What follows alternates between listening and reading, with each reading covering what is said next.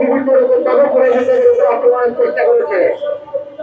আপনাদের কাছে অনুরোধ, বহিরাগত কারো বক্তব্য আপনারা গ্রহণ করবেন না। প্রতিপক্ষে থাকে সাথে সাথে ওনাকে প্রশাসনের কাছে এইখানে কোনোভাবে এলাও না। পুরাই কৃষ্ণ এবং শহীদ পরিবার ছাড়া কোন বহিরাগত ব্যক্তি এখানে থাকতে পারবে না। আপনাদের কাছে